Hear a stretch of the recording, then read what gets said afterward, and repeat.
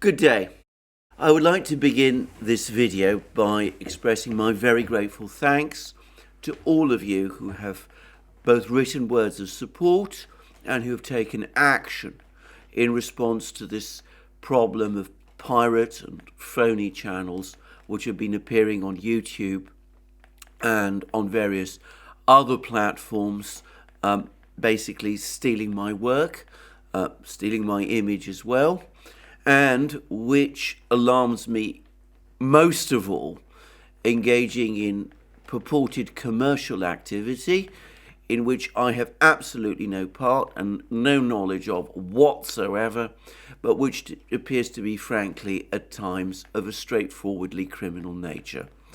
Thank you very much for all you said and your words of support. Thank you also very much to all of you who have sent words, provided information about these pirate channels to the various platforms which are hosting them. And also I would like to say special thanks to those of you who are alerting me, us at the Duran, at the existence of more of these channels, some of which I had not been familiar with, who provided us with a list of some of these channels, and in particular the individual who's also provided us with a tool, a Google tool, which I hope we'll be able to use to keep track of this sort of thing.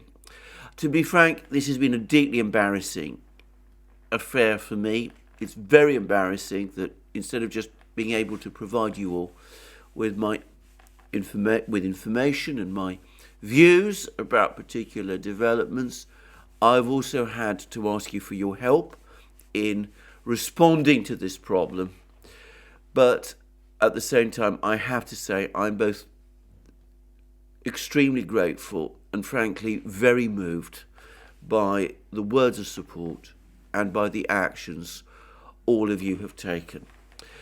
I'm also going to say something else now about help that I've received from members of the community. A couple of days ago, I did a program in which I discussed the banking problems in the United States and the recent failure of SVB. And I asked people who had different opinions about the causes or the events and who thought that I might be mistaken to come forward and to contact me, to send me emails explaining where I've gone wrong and the kind of mistakes that I might have made. And as I hoped and to some extent anticipated, I have received a significant number of such emails, and I've read all of them, and I have found all of them, without exception, to be extremely helpful and extremely interesting, and they have helped me understand the situation with SVB and in the broader banking system better. I would say, inevitably, that with these various emails and messages and comments, well, there is no full consensus. In my experience on this kind of thing, there almost never is. There's always different points of view. But that doesn't mean that these points of view are necessarily mutually exclusive, even if they are different. And one can always learn things from them.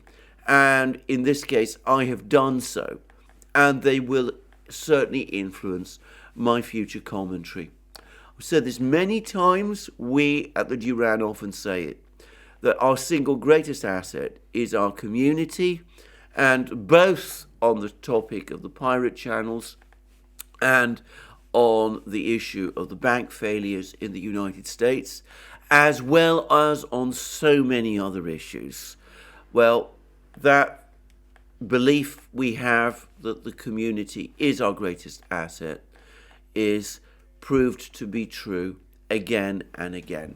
So this is just to say thank you to all of you, and to say that, all your comments, all your help is very gratefully received, and it's frankly awesome, if I can say, and that's not a exaggeration. It is really awesome and, as I said, moving to be the recipient of all this help. Well, I'm now going to proceed with the situation, the news topics that I'm going to discuss in this program. And in this program, I'm going to focus more than perhaps I've done in recent programs on the military situation in Ukraine. It's one I come to most. I cover it heavily, but I think this program is going to be dedicated mostly to that issue. And inevitably and unavoidably, I'm going to have to start with the attack on the Reaper drone. And can I just say that this has been a unsurprising event to me.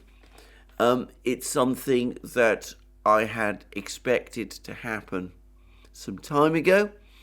It was inevitable that it was going to happen, and it has. Now, for those of you who are not familiar with what I'm talking about, which I can't imagine is many of you, let me explain briefly what did take place. It seems that a US Reaper drone, this is a drone that can be used both as an attack drone, but is also used by the United States as a surveillance drone.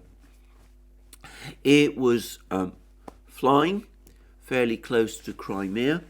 I've read that it was about 60 kilometers from Sevastopol, which is, of course, the great Russian port and naval base in Crimea. And the Russians sent aircraft, Sukhoi 27 fighter jets, according to the United States, to intercept and monitor this drone.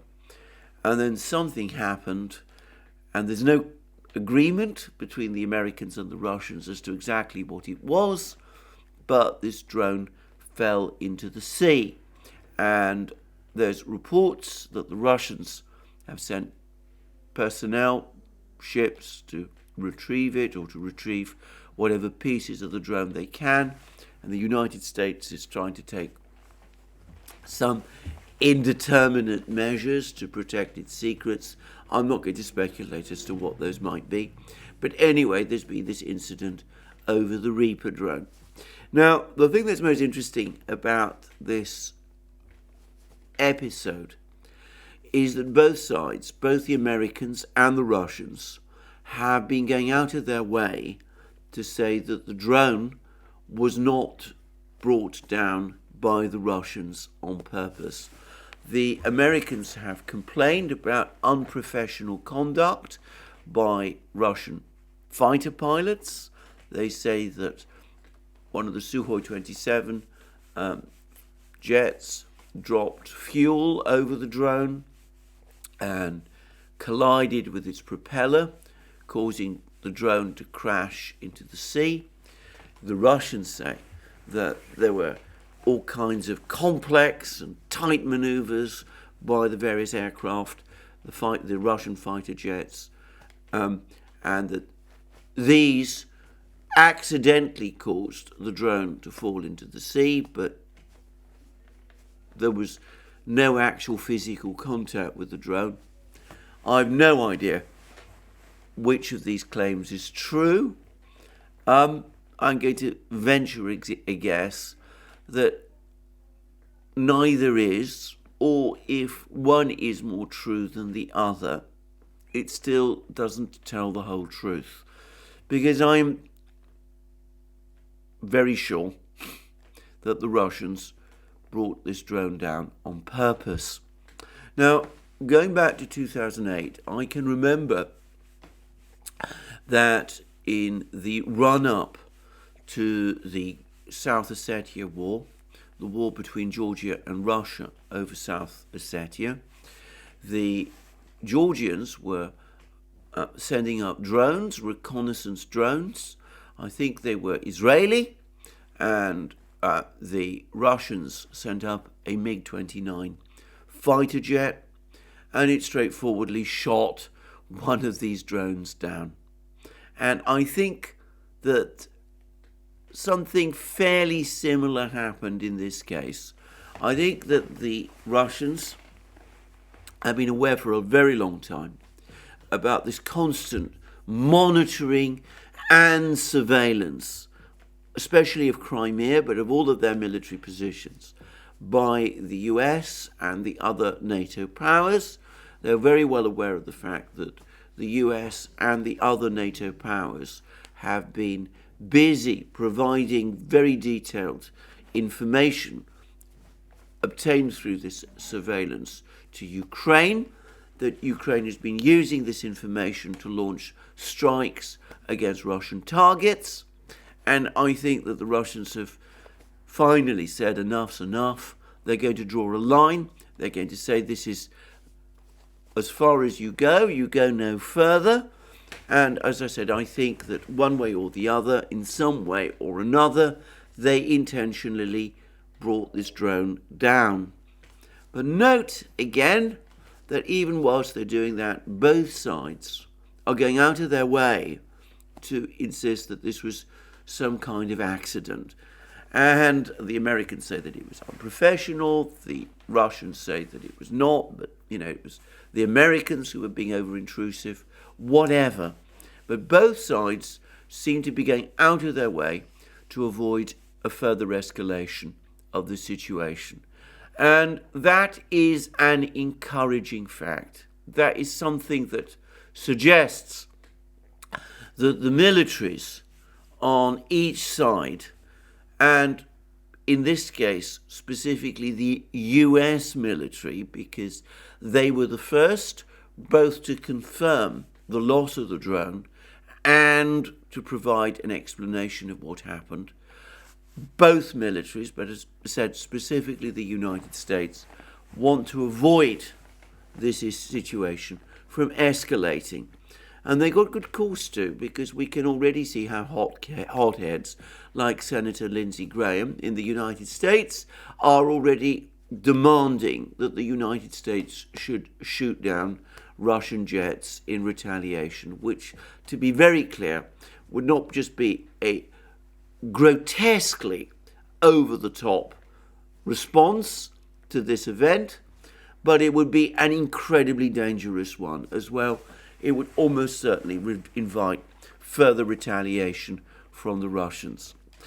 Anyway, so the Russians drawing a line in the air, if you like, or over the sea, over how close the United States can come in its surveillance of Russian targets, and the United States, at least the military in the United States, perhaps understanding that this situation has the potential to escalate and drawing back.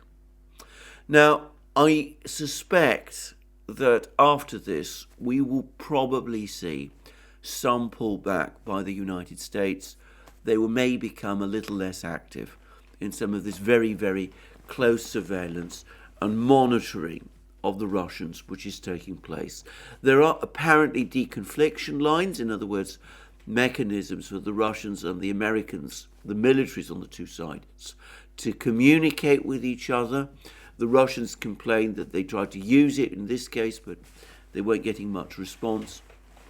I suspect that both sides, but especially the Americans, were perhaps pushing it too far in this case, will understand the perils of doing that and will draw back. So, Russians drawing a line, the Americans this time at least seeming to pull back and to respect it. We will see whether that continues. We will see whether, as I said, the more sober heads in the Pentagon continue to prevail, or whether the more hardline figures, people like Senator Lindsey Graham, will now step in and will become more assertive and more dangerous. But for the moment, I think, as I said, this incident has been contained. Now, let's move forward to the actual situation on the battlefields.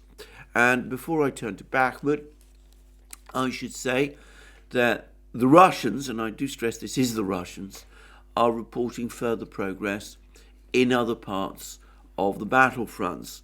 So, in the north, in Kupiansk.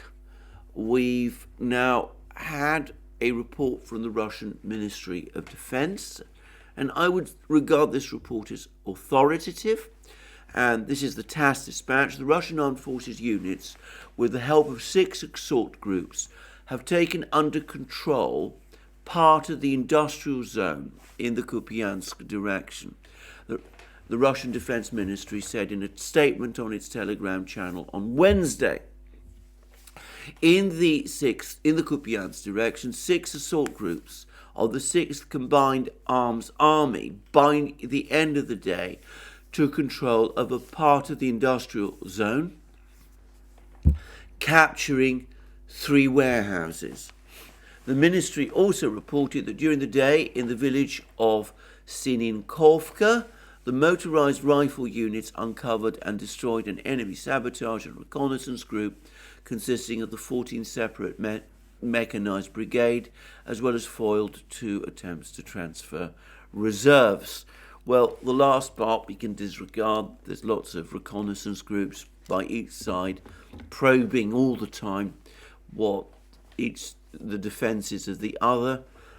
That really is no different, but it looks as if the Russian Defense Ministry is now saying that the Russian army has advanced, even if only to a limited extent, into the industrial zone of Kupiansk itself, east of the Oskol River. And this, of course, brings the Russian military into what might be described as perhaps not the metropolitan area of Kupiansk, but into its industrial suburbs. Now, Kupiansk is not a huge place, and of course, only part of it, mostly the industrial part of it, is located east of the Oskol River. But nonetheless, this report provides further confirmation that the Russians do intend eventually, or so it seems to me, to recapture at least the eastern part of Kupiansk. And we see that the Russian Defense Ministry are claiming that they're making progress there. By the way, there's lots of reports of the Ukrainians rushing reinforcements to Kupiansk. There's also reports that there's a lot of heavy Ukrainian equipment there, and no doubt there will be a lot of tough fighting going forward. But for the moment, it does look as if the Russians are continuing to make progress in Kupiansk. And of course, Kupiansk is an important place. It was, for a while, the administrative capital of the Russian-controlled areas of Kharkiv region. The Russians captured Kupiansk in February of last year, shortly after the Russian advance into Ukraine began. Kupiansk was recaptured by Ukraine over the course of the Ukrainian counteroffensive of the autumn of 2022, September 2022. The Russians, as I said, are coming back. I do think that they intend to capture or recapture Kupiansk east of the Oskol River. I'm not yet certain that the Russians intend to advance west of the Oskol River, whether, in other words, they intend to cross the Oskol River and try to recapture more territory that they lost in the Ukrainian counterattack of last September, whether the Russians intend, in other words, to move on and recapture places like ETHEREUM and Balaklia. But anyway, Russian advances around Kupiansk. And further south, in the Svatovo-Kremenaya area, which is still very much a part, however, of the northern areas of the front lines in northern Lugansk, southern Kharkiv region, the Russians are also claiming that they're making progress. And this time, The information comes to us from Andrei Marochko, a regular expert, if you like, consulted by TASS. He's not just an expert, he's clearly got inside information, and he's a retired lieutenant colonel of the militia of the Lugansk People's Republic. And TASS reports Marochko saying the following: things are getting worse for the enemy, which is of course Ukraine, in the Svatovo-Kremenaya area. As a result of a successful offensive by the Russian forces and fire attacks being delivered regularly, the position of enemy troops has been deteriorating daily, both tactically and strategically. And TASS says that, according to Marochko, huge losses are being suffered by Ukrainian troops, and this is causing them to abandon some positions to concentrate the main forces at the most dangerous sectors. And Marochko had previously told TASS that Ukraine has stepped up the activity of sabotage and reconnaissance groups in the Svatovo-Kremenaya area, and around 5 to 8 saboteurs are working there round the clock. But nonetheless, despite all of that, according to Marochko, it's clear that the Russians are advancing and that the Ukrainians are being gradually pushed back. I don't get the impression that there's been any big dramatic breakthroughs by the Russians here, but a couple of days ago there was a rather anguished article in the London Times discussing the fighting in precisely this area, and again suggesting that the Ukrainians are under heavy, extremely heavy pressure in this particular area and are indeed suffering very, very heavy losses indeed, which would corroborate a little of what Marochko is saying.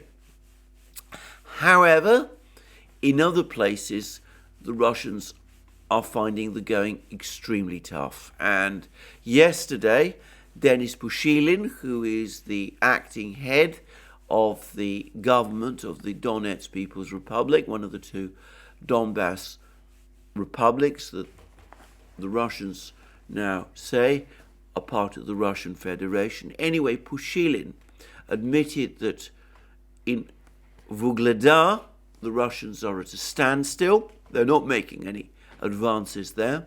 He said that the Ukrainians make repeated counterattacks, and that the Russians are able to repel these counterattacks, but it doesn't seem that they're advancing themselves.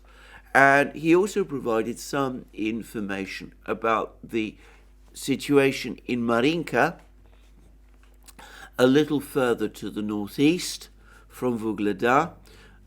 Marinka and Vuhledar, as I've discussed on numerous occasions, should be understood as an interconnected part of the same battle. The Russians claimed some months ago that they'd actually captured Marinka, and it's turned out that this isn't the case. Well, Pushilin now says that the Russians control 90% of Marinka, but as a result of Ukraine continuously sending reinforcements to Marinka, the Ukrainians still control around 10% of Marinka on its western outskirts, and that's prevented the Russians up to this point from fully consolidating their control of the town. Now, the point is that if Marinka falls, it seems the position of Vuhledar becomes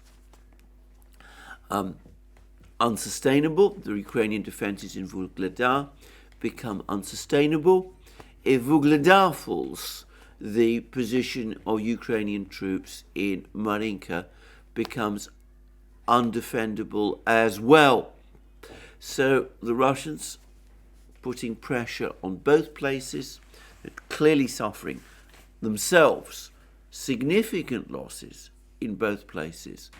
But I suspect that they're also able to carry out heavy attacks on the Ukrainians, and the Ukrainians themselves are experiencing severe losses in trying to defend both of these two towns. So a lot of fighting in Marinka and Vuhledar, and the Russians claiming progress in the Kremenaya, Svatopol and Kupiansk area, but for the moment at a standstill in the south, in Vuhledar and Marinka. Now, there's been little information about the fighting in Avdiivka, which arguably is at least as important as the fighting in Bakhmut. I'm sure we'll be getting more information from Avdiivka fairly soon, but it is to Bakhmut that I will now come. The first thing to say about the situation in Bakhmut is that we've had further statements from Ukraine, from the top officials in Ukraine, that they're going to defend this town, that they're going to try and hold on to this town for as long as they possibly can. And I'm going to take this from TASS, which is, of course, the Russian news agency. But I have no reason to think that this is in any way a misrepresentation of official Ukrainian statements. It's only that TASS is a little more accessible to me. Anyway, what the report says is that Kiev forces intend to boost defense of Bakhmut, and the comment from TASS, the report from TASS, quotes these words by President Zelensky following a meeting with his top military commanders, which took place yesterday. These comments, however, are reported to have been made on Wednesday, that is to say today. I held the General Staff meeting to hear reports by the Commander-in-Chief, intelligence and field commanders. Now, the Commander-in-Chief is, of course, General Zaluzhny, and amongst the field commanders is General Syrskyi, who is the Ground Forces commander, and Kirill Budanov, the intelligence chief, the military intelligence chief, who had been suggested as a possible replacement for the current defense minister, Alexei Reznikov. Anyway, Kirill Budanov was also one of the attendees of this meeting. And Zelensky goes on to say, this is in a video address, the focus was on Khortytsa and Bakhmut operational strategic group of forces. The entire staff has a clear position that this axis needs to be reinforced. In other words, Ukraine is going to reinforce its forces in this whole area. It's no intention of withdrawing from Bakhmut. It is continuing to resist there. And in fact, over the course of the previous day, there were further clusters of reports from various important Russians that Ukraine might be considering some kind of a counterattack. So the first came from Prigozhin, and Prigozhin, who is of course the titular head of the Wagner organization, though let me reiterate again, he is not its military commander. Anyway, Prigozhin was reported as saying that there's something like 70,000 Ukrainian troops concentrated in and around Bakhmut, and he says that he anticipates that at some point over the next couple of days, the Ukrainians are going to try to launch some kind of major counteroffensive in the Bakhmut area, and that their objective is to encircle the Wagner troops, who are in themselves seeking, obviously, to encircle or have encircled the Ukrainian troops in Bakhmut. So that was from Prigozhin, 70,000 Ukrainian troops altogether in the area, both in Bakhmut and in the area nearby. And then Marochko, the lieutenant colonel of the retired lieutenant colonel of the Lugansk militia, who I quoted earlier, he said that there's around 10 battalions of Ukrainian troops in and around Bakhmut. That's a significantly smaller force than the force that Prigozhin is saying. 10 battalions would be assuming that all of these forces, all these battalions were up to strength, well, that would be about 5,000 men. But anyway, he said that Ukraine would need around 50,000 men in order to carry out a successful offensive in and around Bakhmut. He said that he didn't think that would happen anytime soon.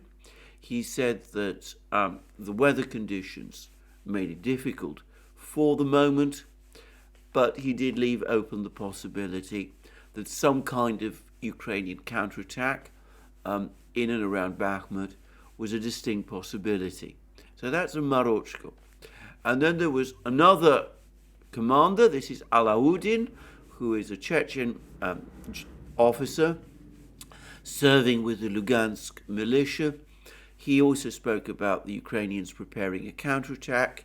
He said that the Russians, however, are fully informed about this and that they're making preparations and that they are going to be able to repel this counterattack when it comes. So we see wildly discrepant figures for the number of Ukrainian forces within Bakhmut, around Bakhmut, and uncertainties, some uncertainty about whether a Ukrainian counterattack is indeed going to happen, and predictions from the Russians that if it does, they're ready and that they will repel it. Well, I'm not going to move ahead of events. I'm going to wait and see what happens. All the indications are that Ukraine considers the situation in Bakhmut to be of critical importance and that it's prepared to make a fight of Bakhmut, that it's prepared to defend its positions in Bakhmut for as long as it can. And I don't expect that that's going to change.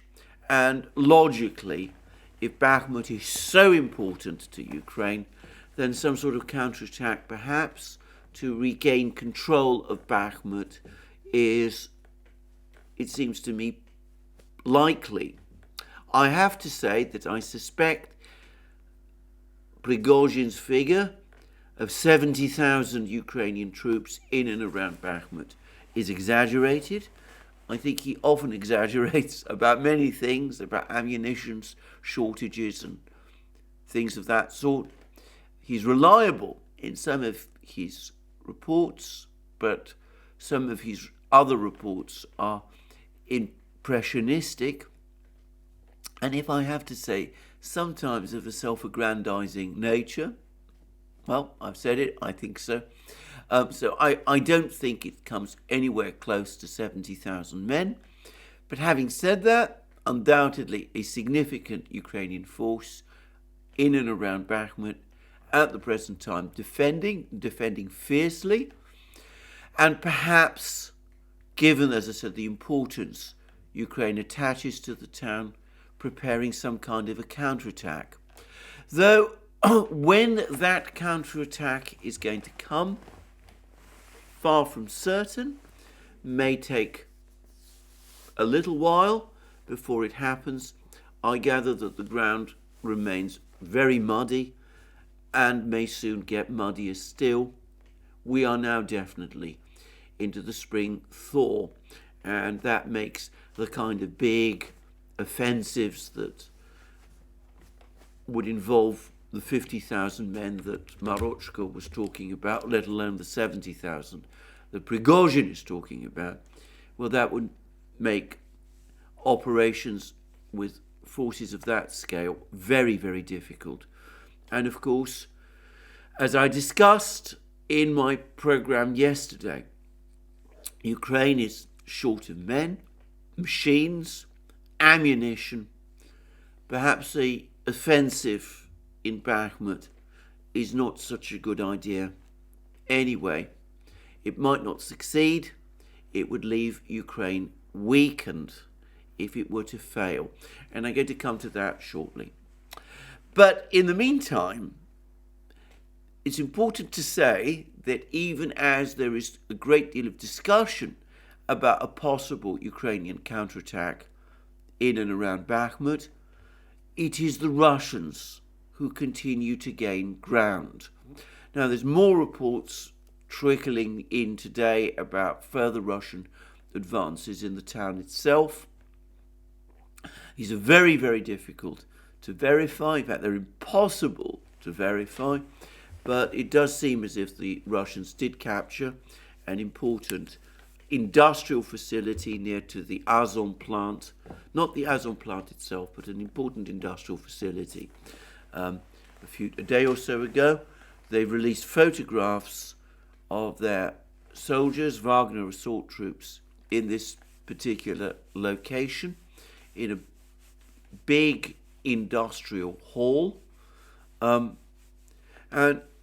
this is a particularly poignant picture in some respects, because over the course of a visit that Zelensky made to Bakhmut in December, I seem to recall it was one of the visits that he made, perhaps the one prior to his visit to the United States and his attendance at Congress, though I might be wrong about this. But anyway, over the course of a visit that Zelensky made to Bakhmut in December, he attended a ceremony at this particular hall, this very same hall, which the Wagner troops have now captured, and handed out decorations to Ukrainian soldiers there. Well, perhaps one shouldn't attach too much significance to this, but of course it is something that various Russian journalists, media groups, commentators have enjoyed, that's the right word, drawing attention to. But perhaps the most interesting news isn't coming from within Bakhmut itself, where the fighting, however, continues and remains extremely intense.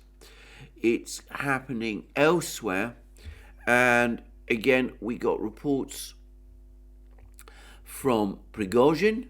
Prigozhin has been, as I said, active. He's been giving us more information, and he said earlier today that his troops, Wagner organization troops, have now captured a village called Zaliznyskoye, which he says is near Bakhmut. And I've seen a map, it's been an actually quite useful map, which has provided us with some information as to where this village is. And the village is northwest of Blagodatnoye and Krasnaya Gora, and almost directly north of Berkhovo. And it's not far, it's on the way to Orkhovo-Vasilyevka, which is another village which the Russians appear to be pushing towards and which they wish to capture. All of these places, should be said, are located quite some distance to the north of Bakhmut itself.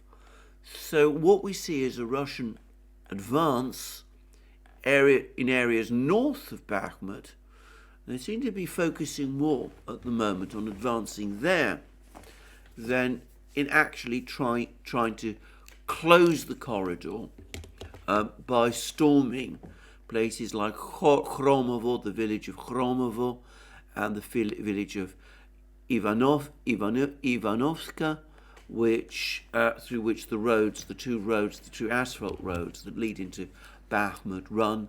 Perhaps the Russians at the moment don't feel the need to capture Khromovo and Ivanovska because they're so close to the asphalt roads leading into Bakhmut that they're making use of these roads by Ukraine, if not impossible, then at least extremely difficult. Now, I am not, as I have discussed so many times, any kind of military person. I'm not able to discuss the military tactics involved in these advances, but I'm going to discuss here, I'm going to report here, read out a report from a Russian newspaper, Rydovka newspaper, Russian newspaper, published in Smolensk. It has a very interesting website. It's very much, as I said, on the nationalist wing of the political spectrum in Russia, strongly supports the war in Ukraine, but it does carry some actually quite interesting commentary from time to time. Now, I want to stress this is again from a Russian source, a pro-war Russian source. It has to be read with an understanding, therefore, of its biases. And I'm not, vouching for the accuracy of this analysis, which I have no means of verifying myself. As I said, this is way outside my own expertise, but it is interesting, and I will read it, and people, of course, are free to form their own views. And it's a commentary written by a journalist called Anastasia Fedorova, and it says the armed forces of Ukraine lose defensive nodes north of Artyomovsk. Artyomovsk, as we've discussed many times, is the name that Russian commentators and the Russian Defense Ministry give to Bakhmut. And it goes on to say the following, and this is a machine translation which I slightly tidied up in a few places for the sake of clarity. Russian units are close to entering the operational space, and the information was confirmed that Wagner has taken Zaliznyskoye. This is confirmed by Prigozhin in an audio message. As a result, Russian units are close to entering the operational space north of Artyomovsk, in other words, Bakhmut. And the loss of Zaliznyskoye greatly complicates the defense, Ukraine's defense, in the northern sector of the Bakhmut zone. Russian units can now increase pressure on the village of Orekhovo-Vasilyevka. In case of its loss, Ukraine will have only one possible defense line in front of Slavyansk and Kramatorsk, in the form of the villages of Mimkovka and Malinovka. This territory is fields. It is extremely difficult to conduct a defensive battle or retreat there. Further development of success to the north of Artyomovsk may therefore force the armed forces of Ukraine to surrender large territories due to the inability to form effective defense lines in this area. We're talking about territories right up to the suburbs of Slavyansk and Kramatorsk. So what we see apparently happening is this, and this is of course assuming that this commentary is correct. We see the Russians working to break Ukrainian defenses in Bakhmut and then occupying the high ground northwest of Bakhmut and positioning themselves to capture the remaining fortified positions that Ukraine has on the high ground northwest of Bakhmut, following which the Russians will not only control the high ground, but will have an open fields enabling tank advances and armoured advances all the way up to Kramatorsk and Slavyansk, the last defence line that Ukraine has. So it could be that these northern advances that the Wagner forces, and by the way, undoubtedly, the Russians are also conducting, it could be that these advances are partly intended to envelop these large Ukrainian forces that that have been gathering around Bakhmut itself, but they seem to be intended to prepare the groundwork for a further big advance towards Slavyansk and Kramatorsk. That's, of course, to reiterate, if this analysis is true.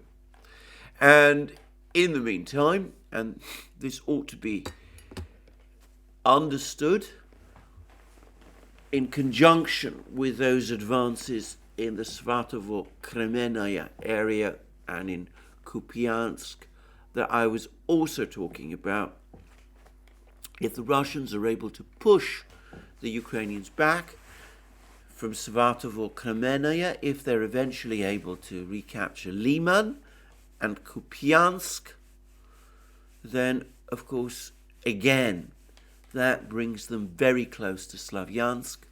So you would have, in that case, an advance towards Slavyansk, one of the two big cities left under Ukrainian control in Donbass, an advance on Slavyansk from the north, from Svatovo, Kremenaya, Liman, and an advance towards Kramatorsk from the south, from Bakhmut, through this chain of villages that the Wagner organization and the Russians have just captured.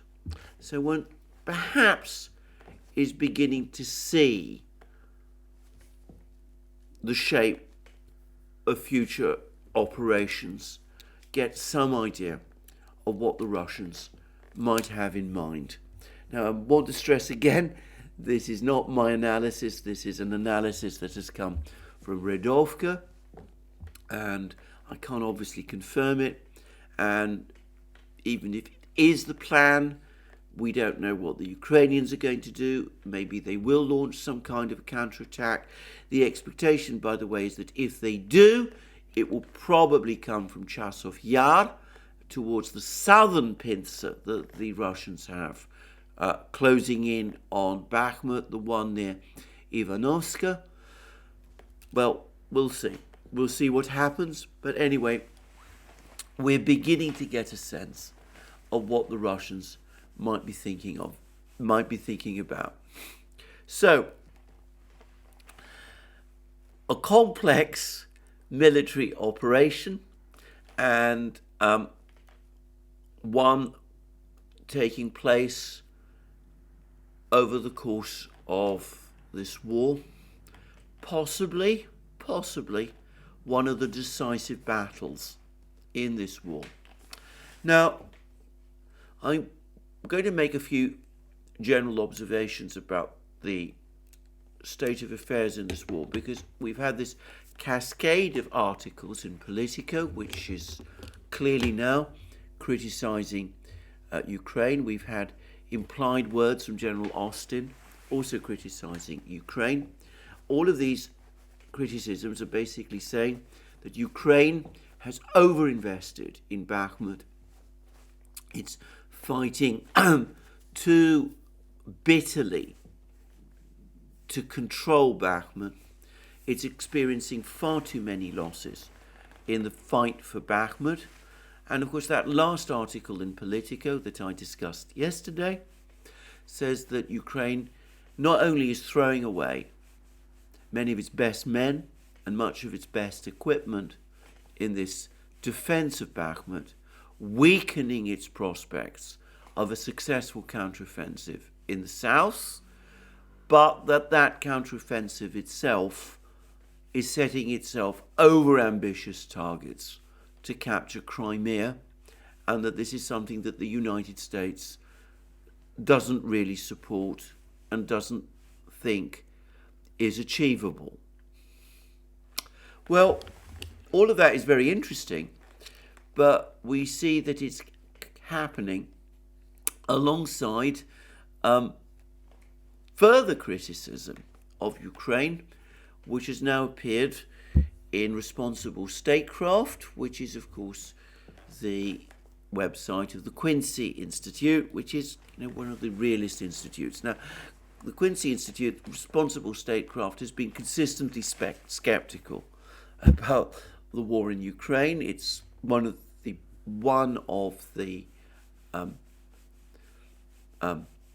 websites that also thinks that the United States should be looking for a diplomatic solution to this war, a view that is now starting to gain traction.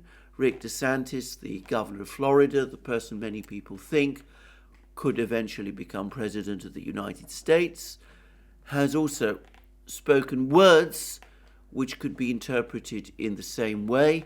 He too is saying that the United States has no compelling interest in Ukraine. In fact, he even talked about why is the United States becoming so bogged down providing a blank check to Ukraine over what is essentially a border dispute, which I have to say is certainly an interesting way of looking at this whole issue. But anyway, let me return to this article in Responsible Statecraft, because it also addresses the question of Ukraine fighting and losing a war of attrition, and of the Western powers making wrong decisions because they are underestimating the damage Ukraine is suffering as a result of this war of attrition. And it's by Branko Marketic, and it says the danger of downplaying the Ukrainian battlefield toll. That's the headline. And it asks, are Americans supporting a policy of brutal attrition based on incomplete and skewed Western coverage of the war? And then there's a long discussion about Russian losses. Like far too many Western commentators, this article takes claims about Russian losses, some of the sort of very high claims of Russian losses, altogether too seriously. It makes the factually erroneous claim that the Russians have never provided at any point in the war information about their losses, when in fact they have done so, even though this does take place at very infrequent intervals. It then speaks about how Russia treats the issue of its losses as a state secret, linking to an article in The Guardian from May 2015, which I think is unwise. But anyway, it then comes to the nub, and this is the part of the article that it talks about, because it says that Ukraine has treated its casualties as a state secret, one so closely guarded that not even US intelligence and officials who advise the country's leadership on military strategy and assist in war planning know exactly how many Ukrainians have been killed and wounded over the past year, which I have to say is astonishing if it is true. I mean, the United States is sending billions of dollars worth, hundreds of billions of dollars worth of financial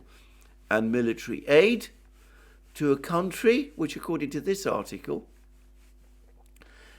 it is least informed about on the most important matter, which is what losses this country is suffering over the course of this war which it is fighting. And anyway, the article goes on to say, this is even though, as one Ukrainian officer told the Wall Street Journal in a recent piece about the grinding battle for the city of Bakhmut. The war is not won, not by the party that gains territory, but by the party that destroys the armed forces of the adversary. A point, by the way, which Brian Beletic at the New Atlas has been making for months and has experienced some criticisms over. Then there's some very ill-informed speculation about the amount of losses that Ukraine has suffered. But then he goes on to say that whatever the exact number, it's certain Ukraine has suffered greatly. And we then learn about the Der Spiegel report in January, about the report from the BND to the Bundestag about the fact that Ukraine is suffering huge losses in hundreds every day in Bakhmut. It reports the fact that an American fighting alongside Ukrainian troops in Bakhmut says that the life expectancy of a Ukrainian soldier on the front line in Bakhmut is around 4 hours. And it discusses the really rather appalling scenes from the Ukrainian mobilization, the increasingly aggressive methods used by military recruiters to try to recruit people on the streets, and mentions the fact that more than 26,000 Ukrainians have signed a petition calling for an end to the practice, issuing military summonses at checkpoints, gas stations and on the street, and how another 25,000 signed another petition opposing legislation that toughens penalties for desertion and disobedience. And it then discusses the shortages of artillery that we've been hearing so much about, the shortages of ammunition. It speaks about desperation amongst military recruiters who have mercilessly and things of that kind. And it then talks about the demographic crisis that Ukraine is already suffering. And though it tries to balance all this out by saying that, Russia might be experiencing some of the same problems, something, by the way, that it doesn't really corroborate to anything like the same degree, it then goes on to say the lack of public awareness of Ukrainian casualty levels raises a number of thorny questions. Are frequent predictions of certain Ukrainian military victory more fanciful than grounded in reality? Is the American public being misled into backing and escalating military commitment on false pretenses? Has Ukraine's leadership itself, as a result, been incentivized to set unrealistic military objectives that have helped to prolong the death and suffering and destruction of ordinary Ukrainians? And has it helped create a political climate in the United States opposed to diplomatic solutions? Well, the answer to that, of course, is yes. These are all rhetorical questions, because despite Mr. Mercouris's attempts to balance out the catastrophic losses Ukraine is clearly suffering from, with claims of equally bad losses by Russia, he admits that the Russians, with far greater resources and a much bigger population, are better able to absorb all these losses, which he claims that they're suffering from. I'm not going to discuss Russian losses in this video. I've already said many times why I think all these estimates are wildly exaggerated. But anyway, the point is, if Ukraine is suffering all of these enormous losses, and if the situation is as bad as Mr. Mercouris admits, then surely we are heading towards a major crisis for Ukraine. And we already see all these commentaries from Western leaders, like General Austin, about why are we holding on to Bakhmut if it is only of symbolic importance.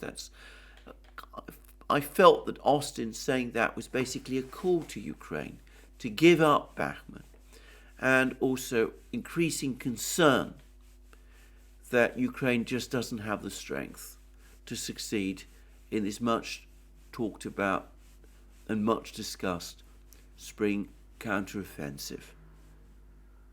Now, let me go back and discuss the situation on the battlefronts, specifically around Bakhmut. I repeat again, I don't know whether this analysis of the situation in Bakhmut, north of Bakhmut, published by Redovka, is right. But it seems plausible that it is. We still see more and more losses suffered by Ukraine within Bakhmut itself. We see, I suspect, growing doubts about this Ukrainian counterattack in Bakhmut. We see growing doubts about a Ukrainian counteroffensive, spring counteroffensive altogether. We see the Russians pushing hard in the Svatovo, Kremenaya, Kupiansk, Liman area. They seem to be advancing there. There were all those reports that the situation in Avdiivka for Ukraine is becoming very difficult as well.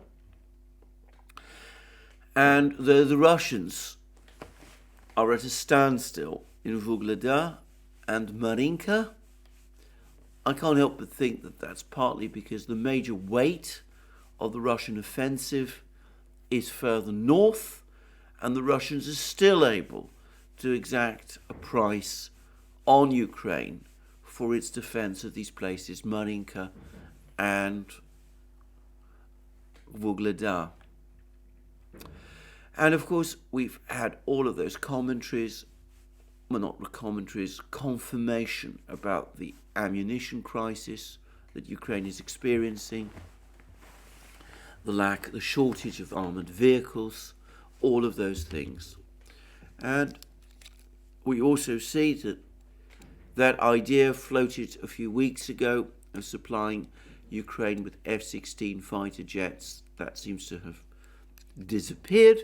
There's now talk about sending MiG-29s, but as we've seen, the Russians have no difficulty shooting down MiG-29s, and I suspect that will remain so, even if there is some way found of equipping these MiG-29s with Western air-to-air missiles, which I suspect, by the way, are no better than Russian ones. So, given this accumulation of problems, isn't it better to talk peace now than to continue the war?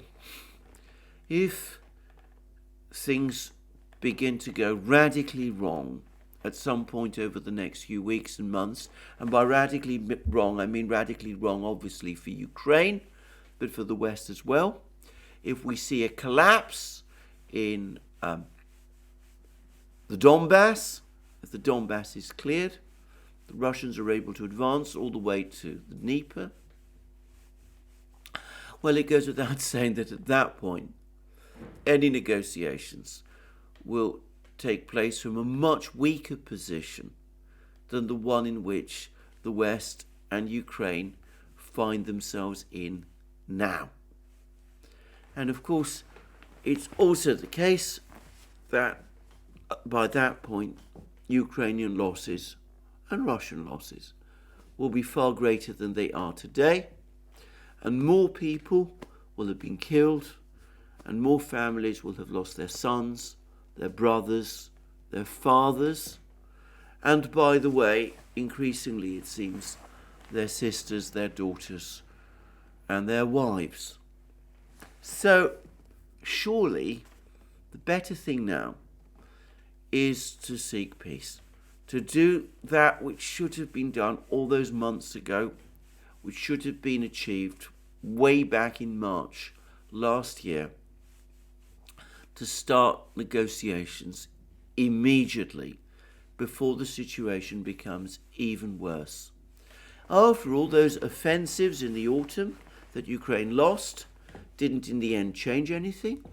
Why assume that any new offensive Ukraine launches this spring, if Ukraine is even able to launch an offensive this spring, why assume that that offensive is going to be any more successful in achieving a turnaround of the situation than those offensives that were launched by Ukraine in the autumn? We've seen that even Ukrainian soldiers, as quoted by the Wall Street Journal and now by responsible statecraft, they're saying that the most important thing in this war is not territory, it's losses. And all the indications are that Ukraine's losses are unsustainable. So why not, as I said, start negotiations now?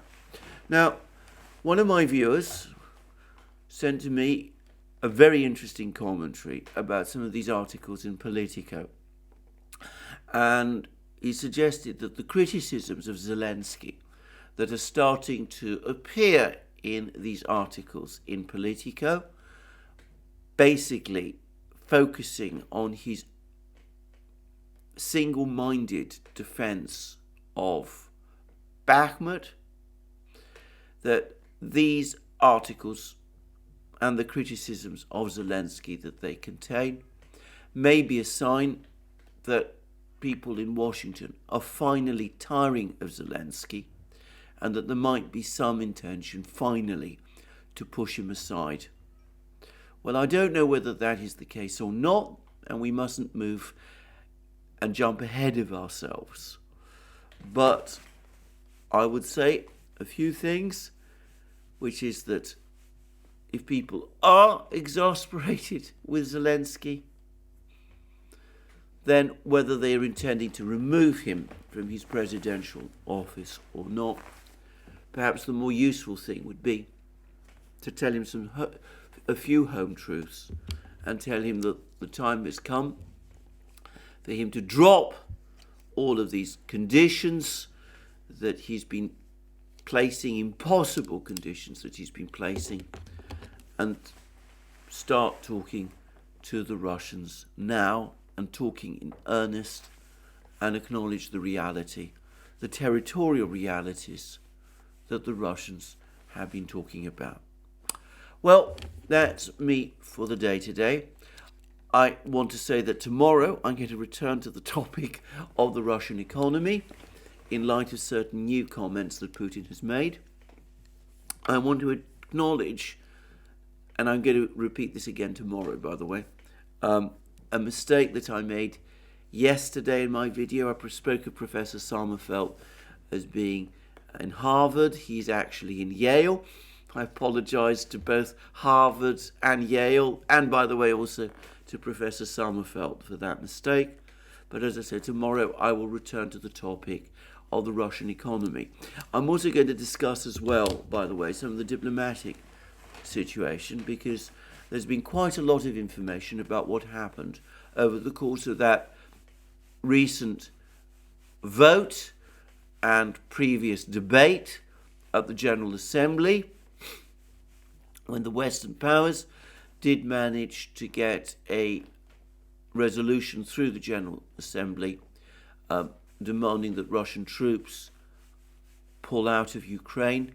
But it's become clear since then that certain very significant concessions had to be made by the Western powers before they could get that resolution passed. So there's a lot to discuss tomorrow, and clearly there'll be more military developments as well. So more from me then. In the meantime, thank you again for all your help, which I discussed at the start of this program, and help which has been gratefully received. To remind you, we are We can be found on various platforms: Locals, Rumble, BitChute, ODYSEE, Rockfin and Telegram. You can support our work via Patreon and Subscribestar, links under this video. And last but not least, please remember that you can go to our shop, and you can also, if you want to indicate some appreciation for this work, for the work of this channel, you can of course tick the like button and check your subscription to this channel. Thank you for joining me again today. More from me soon.